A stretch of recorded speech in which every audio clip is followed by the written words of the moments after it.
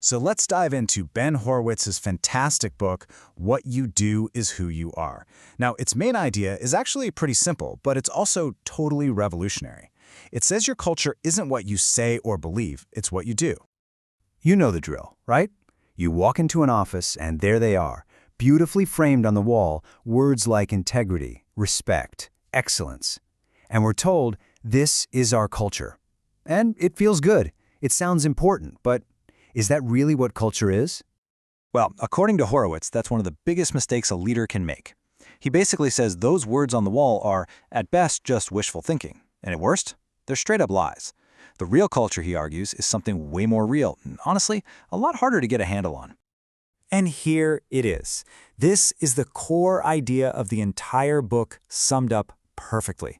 It's so direct, you just can't misunderstand it. Culture isn't about what you believe or the mission statement you wrote. It's the direct result of your actions, day after day after day. Okay, so let's break this down, because it's a really crucial difference. On one side, you've got these abstract values, but over on the other side, you've got culture. And Horowitz has a great definition for that. It's how your company makes choices when you are not in the room. It's what people do when they think nobody is watching. Now, to prove his point, Horowitz doesn't start with some tech company in Silicon Valley. Nope. He takes us all the way back to the 18th century Haitian Revolution and its leader, Toussaint Louverture, the man who led the only successful slave rebellion in all of history. I mean, just try to wrap your head around the size of this challenge. Louverture had to completely rewire a culture that was born from centuries of brutality, mistrust, and just pure survival. He had to turn that into a culture of discipline, trust, and strategic thinking. This wasn't about putting up some posters. This was literally a matter of life and death. So how on earth did he do it? Not with big speeches, but with very specific, very deliberate actions. He was smart. He kept the things that already worked from their culture. But then he created these shocking new rules. For example, he outlawed his married officers from having concubines. It was so unexpected that it forced everyone to snap to attention and show them there was a new priority in town: trust. He also walked the talk, suffering right there alongside his men. And his big decisions always chose a stable future over getting quick revenge. See? Every single action was like another brick in the foundation of this brand new culture. All right, our second leader is a name you definitely know: Genghis Khan. We all think of him as this brutal conqueror, right? But Horowitz shows us a different side. A brilliant and, you could say, revolutionary cultural designer. You see, the real key to Khan's incredible success wasn't just his powerful army. It was his genius for creating one unified, fiercely loyal culture out of dozens of different tribes he'd conquered.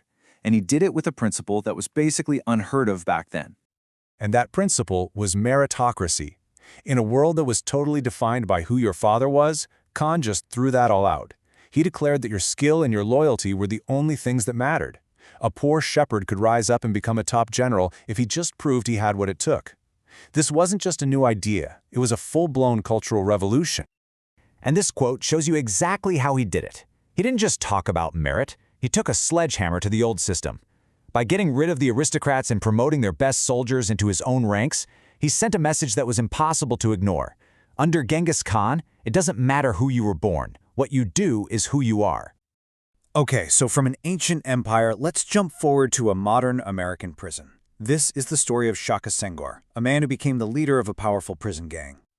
Now, Senghor's story adds a really important wrinkle to all this.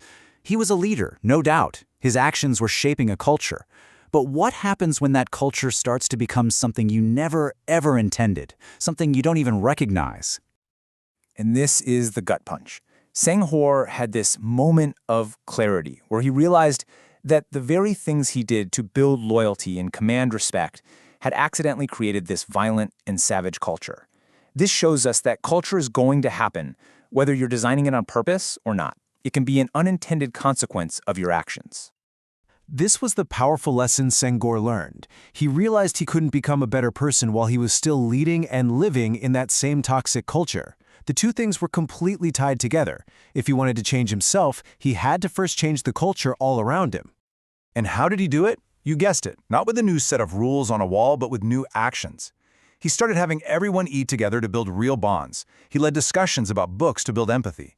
By constantly challenging that knee-jerk reaction to be violent, he was deliberately swapping out old destructive habits for new constructive ones. So let's pull all these different stories together and see what the big lesson is, the one that cuts across all these very different worlds. Think about it. We've looked at a slave rebellion, a massive conquering empire, and a prison gang. These are not your typical business school case studies, and that's exactly the point. If this one simple truth about culture holds up in these insane high-stakes environments, you better believe it holds true for our companies, our teams, and even our families. It really all boils down to this. Toussaint Louverture and his shocking rules teach us that culture is built with intentional actions. Genghis Khan and his merit-based army show us that your culture can be a massive strategic advantage. And Shaka Senghor's journey in prison reminds us that you are personally responsible for the culture you create, whether you mean to or not. And that leaves us all with a final, really powerful question. Right now, today, your actions, the people you promote, the behaviors you ignore, the things you celebrate, all of that is actively defining the culture around you. So the question isn't if you're building a culture. You are. The only question is, what culture are you building?